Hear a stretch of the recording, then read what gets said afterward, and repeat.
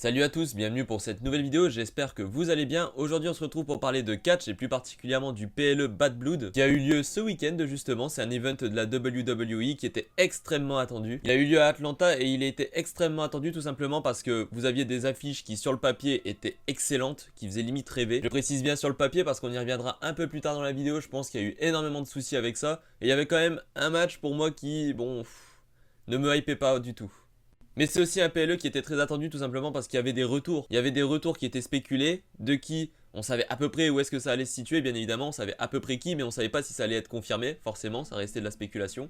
Au passage, avant de commencer cette vidéo, je tiens réellement à vous remercier parce qu'on a dépassé les 800 abonnés à l'heure actuelle où je tourne cette vidéo. Et je tiens aussi à préciser que cette vidéo est tournée avant l'Euro qui suit le PLE, donc il se passera peut-être des choses le lundi, mais malheureusement la vidéo sera déjà tournée, même si elle sortira du mercredi en principe. D'ailleurs je vous invite d'ores et déjà, si vous n'êtes pas abonné à cette chaîne, à vous abonner, à aimer la vidéo, mais aussi à lâcher, comme je l'ai dit, un commentaire.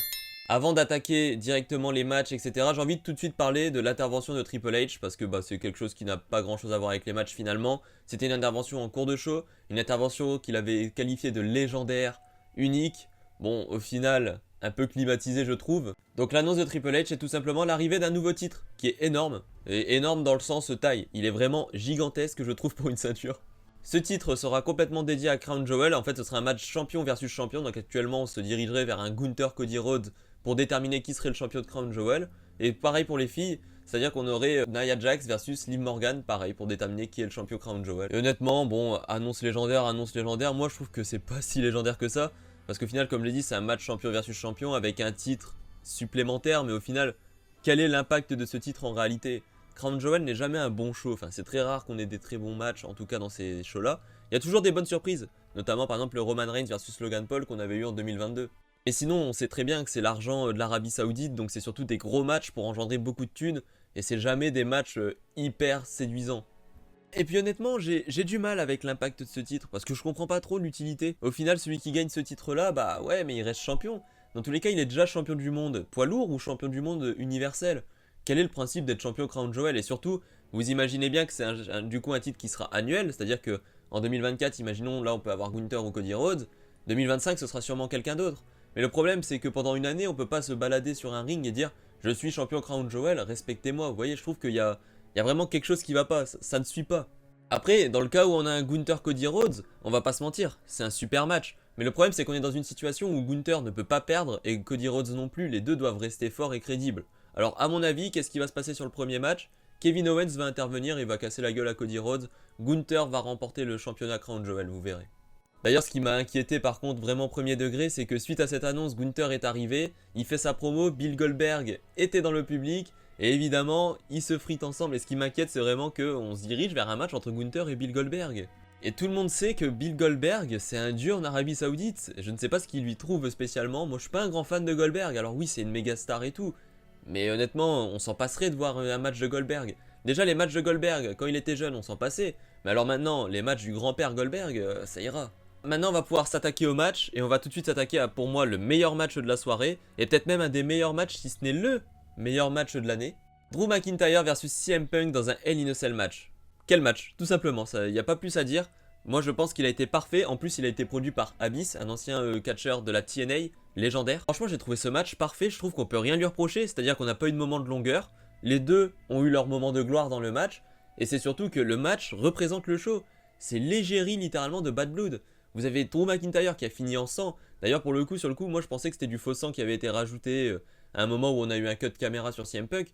Absolument pas. 16 points de suture après une blessure sur le crâne. Suite d'ailleurs à un coup de boîte à outils. Mais ce que j'ai adoré dans ce match vraiment, c'est la présence du sang. Parce que pour le coup, je suis pas un grand fan, je vais pas mentir. Moi quand il y a du sang, il faut que ce soit à bon escient. C'est-à-dire que des fois on voit les matchs, notamment AEW, ouais, le sang c'est n'importe quoi, ils font des trucs de fou. Et quand c'est trop, c'est trop. Là pour le coup, il y avait peut-être un petit peu trop, etc. Mais on est dans un match, dans un show surtout qui s'appelle Bad Blood. Et je trouve que ça collait parfaitement à l'ambiance qui était recherchée sur ce show-là, justement. Et franchement, grosse frustration. Pour ceux qui suivent, vous savez que ce match a été longtemps envisagé par la WWE pour être le main event de cette soirée. Franchement, il l'aurait clairement mérité, au vu de la qualité du match, et de l'impact surtout du match, et la grosse rivalité qu'il y avait entre McIntyre et CM Punk. Faudra en parler aussi, la rivalité entre McIntyre et CM Punk. Honnêtement, je trouve qu'elle a trop duré. Et à la base, pour être honnête avec vous, j'étais pas forcément chaud à l'idée de voir un troisième match entre les deux, mais honnêtement, quand on voit la qualité du match, on se dit, ouais, ok, ils ont bien fait d'étirer la chose. Et surtout, la rivalité, je pense que ce sera clairement la rivalité de l'année. C'est celle où les deux ont été le plus impliqués, et je trouve que les deux vraiment en sortent grandis. Maintenant, petite frustration parce que McIntyre, je trouve qu'il subit beaucoup trop de défaites. Mais de toute façon, peu importe le vainqueur de cette rivalité, je pense que les deux y ont gagné. Parce qu'au final, ils étaient tellement au sommet de leur arc, que ce soit CM Punk ou Drew McIntyre. Et vous verrez qu'en fin d'année, quand il y aura justement les votes pour définir quel est le match de l'année à la WWE, ce sera celui-là qui va ressortir. Et d'ailleurs, ça fait suite finalement au match de 2022 entre Seth Rollins et Cody Rhodes, qui était lui aussi un Hell in a Cell, et qui cette année-là avait été aussi élu meilleur match de l'année. On va pouvoir parler de ce Finn Balor versus Damian Priest, et là, première déception pour moi dans ce show. Très honnêtement, j'adore les deux, que ce soit Priest ou Balor, il n'y a pas vraiment de favoritisme de ma part, mais je pense que Finn Balor aurait dû l'emporter. Il aurait clairement dû l'emporter déjà parce que Finn Balor, c'est comme Drew McIntyre, ça perd beaucoup trop, alors que c'est un catcheur qui mérite quand même. Il y a du mérite, et je pense que justement le faire gagner à Bad Blood, bah ça aurait permis de peut-être faire grandir la rivalité, parce que Priest en gagnant, certes, alors ok, ça lui fait une victoire, mais je veux dire, est-ce que ça le fait réellement grandir? Bah pas vraiment. Le problème de ce match de toute façon, c'est que la construction était mauvaise. Je pense que pendant toutes ces semaines où on a voulu construire le match Finn Balor, et d'ailleurs ça s'applique aussi au match Liv Morgan versus Rhea Ripley, les deux matchs en fait se sont construits en étant un affrontement de groupe plus qu'un affrontement personnel, et du coup on se retrouve avec des matchs, bah c'est brouillon. Enfin, autant le Finn Balor Damian Priest dans le ring, y a rien à dire. Justement, j'y reviendrai plus tard pour Liv Morgan et Rhea Ripley parce que là, je pense qu'il y a beaucoup de choses à dire. Mais bon, donner un petit peu de victoire à Finn Balor. Enfin, et puis en plus, il faut aussi crédibiliser son nouveau groupe de heal. Là, en plus, ils sont intervenus et malgré ça, Damian Priest y gagne. Alors oui, ça met Damian Priest over, mais Damian Priest, il vient quand même de perdre un titre. Ce serait quand même bien de faire en sorte d'équilibrer les choses. Et c'est d'ailleurs un reproche que je ferais à Triple H. C'est que dans ces shows, surtout les PLI mineurs, bah, on n'a jamais de heal qui gagne presque. Donc voilà quoi, Damian Priest versus Finn Balor. Bon match, mais grosse déception sur le vainqueur. Je pense que c'est pas le bon vainqueur, honnêtement. Mais c'est comme ça. On verra bien la suite pour les deux. J'espère revoir un Finn Balor dans la lumière, justement, qui va gagner des matchs. Même s'il les gagne de manière avec des interventions, quoi que ce soit. Ça n'a pas besoin d'être clean. Mais honnêtement, ce serait cool quand même de le revoir gagner en solo, quoi, et pas seulement en tag team. Et justement, on va enchaîner tout de suite avec Rhea Ripley contre Liv Morgan. Quelle purge. Franchement, quelle purge. Moi, je m'attendais pas déjà à un grand match, parce qu'à chaque fois, les Rhea Ripley versus Liv Morgan, c'est nul, je suis désolé, c'est pas bon. Alors là, celui qui sauve le match, c'est Dominic Mysterio, mais ce mec est trop fort. Peu importe la rivalité, peu importe la situation, il va vous divertir. Et ça, c'est vraiment le gros point fort du match, en fait, c'est Dominic Mysterio qui est enfermé dans une cage, je le rappelle. Sinon, le match en lui-même, c'est pas intéressant, c'est nul. Je suis désolé, c'est pas bon. J'aime pas dire que c'est nul dans le catch, mais moi j'ai trouvé que c'était nul.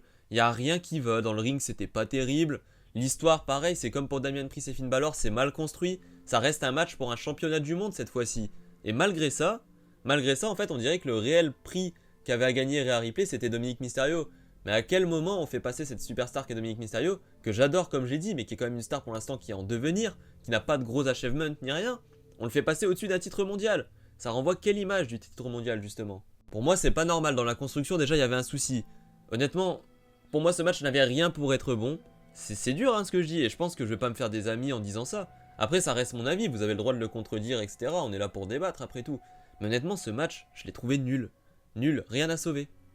En plus, il y a le retour de Raquel Rodriguez, donc qui vient aider Liv Morgan. Mais même ça, on a l'impression que c'est complètement botch. C'est-à-dire que elle place Liv Morgan de sorte à faire un 3 count et qu'elle gagne par victoire du coup. Au final, elle apparaît à peine, elle est disqualifiée Liv Morgan, victoire de Liv Morgan, mais malgré ça, il y a quand même Raquel qui va placer Liv Morgan sur Rhea Ripley. Enfin, j'ai l'impression franchement qu'on a eu... c'était un sketch quoi, c'était hyper brouillon, et c'est surtout incompréhensible. Parce que Raquel Rodriguez, elle avait perdu quand même une opportunité de titre à cause de Dominic Mysterio précédemment. Enfin, franchement, je ne comprends pas. Je ne comprends pas. Et puis franchement, au bout d'un moment, c'est pas normal.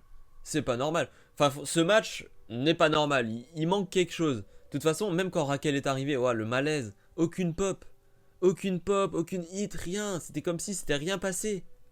Alors je sais bien, le public américain, par moment, il est très douteux. Mais là, ce serait arrivé même devant moi, je pense que j'aurais pas réagi. Le match, personne n'est rentré dedans presque. Et d'ailleurs, ça se voit aux notes du match en général. C'était... bref, c'était pas bon quoi. Et franchement, à la place de ce match, j'aurais préféré voir le Last Monster Standing qui a eu lieu justement à Raw précédemment. N'empêche, ce match entre Bronson Reed et Braun Strowman, pour moi, je le disais dès le début, il méritait sa place à Bad Blood et franchement, il aurait fait du bien à la mid-card parce que quand on a vu justement le problème de ce show Bad Blood, c'est que l'entrée, elle est incroyable, c'est la meilleure. Le main event, il est très bon. Mais en fait, au milieu, c'est brouillon. Syndrome Triple H. Malheureusement, syndrome Triple H. Les PLE mineurs chez Triple H, je trouve que c'est compliqué, franchement. En plus, si on avait mis le match Braun Strowman versus Bronson Reed, déjà on aurait eu un ring qui explose, ça c'est déjà incroyable. Mais en plus, on aurait eu le retour de Seth Rollins en PLE, et ça aurait été tellement mieux qu'Aro. Après, voilà, c'est un avis extérieur, je suis pas booker. J'imagine que s'ils le font, il y a des raisons particulières à ça. Mais en tout cas, moi j'aurais préféré voir ce match-là, quitte à ne pas mettre le championnat mondial en jeu. De toute façon, dans ce match, Liv Morgan vs Rhea Ripley, tout le monde avait oublié le vrai enjeu qui était le titre, et tout le monde voulait voir ce qui allait arriver à Dominic Mysterio. C'est la réalité, je suis désolé. Et ensuite, pour continuer sur les matchs de titre, nous avons eu Nia Jax versus Bayley. Alors, pareil, ce match je l'ai pas trouvé terrible, mais je trouve qu'il a été plus intéressant quand même que son prédécesseur. Déjà parce que Nia Jax, franchement, elle s'est améliorée. En in-ring, il n'y a rien à dire, je trouve qu'elle s'est améliorée. Depuis son retour, il n'y a rien à dire. Maintenant, honnêtement, son règne ne me hype pas, et ce match face à Bayley, pareil, c'était pas terrible. Mais ce que j'ai bien aimé, c'est justement voir l'intervention de Tiffany Stratton, qui allait clairement cash-in d'ailleurs, mais qui au final arrive à jouer un petit peu en disant non, c'était pour la distraire, etc. Mais bon, on voit très bien où ça va en venir, et à mon avis, tout ça, ça va être étendu jusqu'à WrestleMania pour avoir un gros cash-in de Tiffany Stratton qui finira championne. C'est écrit, et ce serait mérité d'ailleurs. Et ce match se respecte d'ailleurs beaucoup plus que le Liv Morgan versus Rhea Ripley, donc tant mieux. Le match, honnêtement, c'est comme j'ai dit, c'est pas mon préféré du tout. Il était pas mauvais, il était pas extrêmement bien. C'était un bon match, voilà, c'est un match où l'histoire a avancé, ça a fait son taf, et on verra bien pour la suite. Mais je pense quand même que ça reste relativement oubliable. Et maintenant nous passons au main event. Roman Reigns et Cody Rhodes versus Solo Sikoa et Jacob Fatu. Et là ça a été waouh, très fort. C'était pas meilleur que le Hell in a Cell je trouve, mais j'ai vraiment adoré ce match. Déjà parce que le fait de voir Cody Rhodes et Roman Reigns, moi je vous mens pas, ça me faisait triper. Je sais que beaucoup n'aimaient pas du tout, mais moi j'étais tellement heureux de voir cette alliance. Justement quand les opposés s'allient, c'est quelque chose que j'adore, que ce soit dans le catch ou même dans des films ou quoi que ce soit.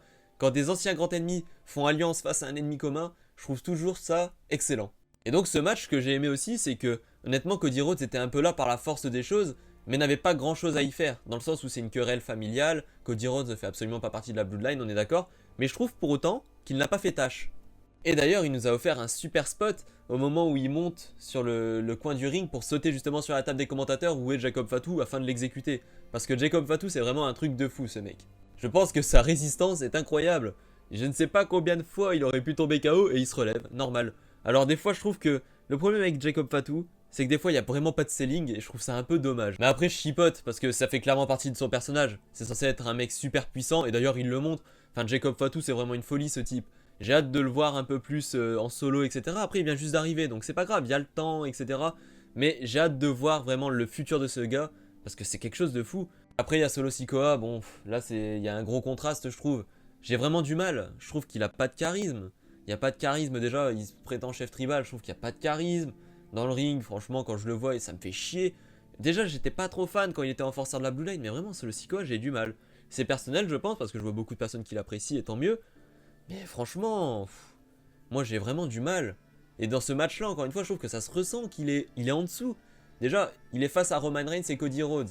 C'est déjà les deux grosses stars actuelles de la WWE, donc c'est dur d'exister face à ça. Mais quand on voit que Jacob Fatu, justement, il arrive à exister face à eux, alors qu'il vient juste d'arriver, et que Solo Sikoa, qui est censé être le chef de cette nouvelle Bloodline, lui, il passe pour un débile, pour moi, il y a un souci, encore une fois. Et évidemment, pour conclure, on va parler du Tribal Chief. Encore une grande entrée, hein. Son entrée, elle est incroyable. Son entrée, d'ailleurs, sa nouvelle musique, je trouve qu'elle est bien meilleure que l'ancienne version. Encore une fois, je pense que c'est une unpopular opinion, mais j'adore cette nouvelle version. Et son entrée, quand il arrive, on dirait vraiment le personnage principal, quoi. Et j'ai trouvé ça excellent. Même l'entrée de Cody Rhodes, d'ailleurs, avec la fanfare de Atlanta, je trouvais ça extrêmement cool. Mais vraiment, Roman Reigns dans ce match, surpris. J'ai été surpris.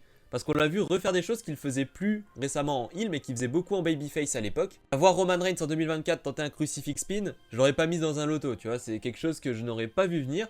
Mais je suis très content en même temps. Parce que Roman Reigns, c'est un bon catcheur à la base. C'est parce qu'en étant devenu heel, forcément, quand on devient heel, comme j'ai dit, le moveset en général, on le réduit, etc. Mais ça m'a fait sourire d'ailleurs de voir beaucoup de personnes dire sur Twitter « Oh, c'est la première fois que je le vois faire ça. Roman Reigns, jamais j'aurais pensé qu'il était capable. » Les amis, si vous êtes dans ce cas-là, pas de jugement, bien évidemment, mais n'hésitez pas à regarder des vidéos de lui quand il était le Big Dog ou The Guy ou quoi que ce soit. Roman Reigns, dans le ring, en vrai, il a quand même pas mal de techniques. C'est juste qu'en étant devenu heel, il avait baissé la chose. Mais si vous regardez à l'époque, Roman Reigns avait vraiment un moveset qui était large. c'est juste qu'il manquait un bon personnage, c'est surtout ça, et qu'il y avait un forcing énorme autour de lui qui faisait que les gens ne l'appréciaient pas spécialement à sa juste valeur, ou du moins ne l'appréciaient pas du tout. Moi j'étais plutôt des personnes qui honnêtement en avaient un peu marre. D'ailleurs même pendant son règne de Tribal Chief, je plaide coupable, j'en avais marre. Et j'étais très content parce qu'en plus en étant fan de Cody Rhodes, quand Cody Rhodes l'a détrôné, tout allait bien pour moi, et tout va toujours bien pour moi d'ailleurs à ce niveau-là. Ouais, sinon ce match était vraiment bon, et cerise sur le gâteau, c'est les retours bien évidemment, le retour de Jimmy Uso, enfin. Punaise, c'était c'était pas inattendu, mais je veux dire, on se demandait quand est-ce que ça allait arriver au bout d'un moment. Plusieurs fois on s'est dit, ça y est, c'est le soir où il revient. Il revenait pas, et puis en plus dernièrement Rikishi faisait des messages un petit peu en disant « Ouais, faites des prières pour Jimmy, ça va pas du tout ». Les gens étaient inquiets, au premier degré tout le monde était inquiet. Et là quand on le voit revenir, bah, le bonheur, tout simplement, le bonheur, c'était épique. Et j'ai beaucoup aimé justement ces retrouvailles, quand justement ils se font un câlin. En fait ça montre que Roman Reigns, son personnage évolue, dans le sens où à l'époque il était Tribal Chief et ça lui était tellement monté à la tête qu'il était prêt à devenir quelqu'un qui se retourne contre eux, justement, qui se retourne contre sa propre famille, son propre sang. Et là en ayant tout perdu et en voyant justement que Jimmy revient, il a compris la valeur de la famille. Et d'ailleurs pour Jimmy, en fait ce qui est bien aussi c'est que tout ça justifie un petit peu le pourquoi il a fait en sorte que Jay perde contre Roman Reigns à SummerSlam l'an dernier. Parce que si Jay était devenu comme Roman Reigns, bah au final il aurait perdu son frère.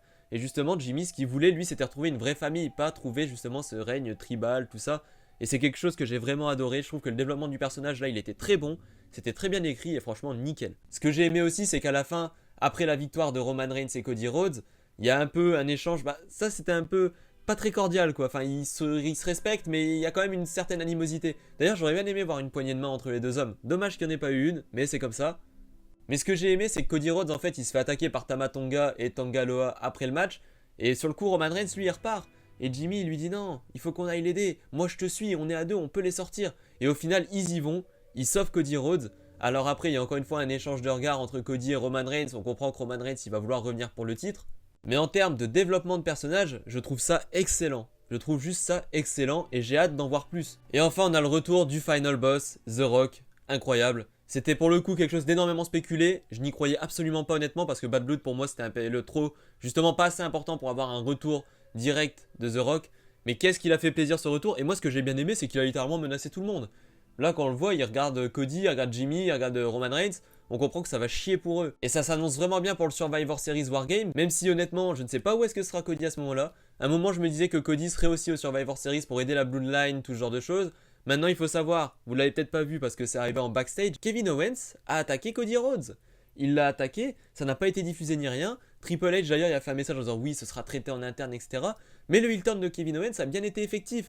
C'est pour ça que moi je pense qu'à Crown Jewel, Kevin Owens va coûter la victoire à Cody Rhodes face à Gunther. Et ce qui se passera c'est qu'à Survivor Series, on se dirige vers un Kevin Owens versus Cody Rhodes avec en arbitre spécial pourquoi pas notre cher Randy Orton. Ou dans un autre cas on se retrouvera avec Cody Rhodes dans le Wargames masculin, dans l'équipe de Roman Reigns. On verra bien, les dés sont jetés, vous pensez quoi? Personnellement j'espère qu'il ira quand même avec Kevin Owens parce que Cody il faut un peu l'éloigner de la Bloodline, surtout qu'à partir du Rumble à mon avis ça va vite lui revenir dans les pieds.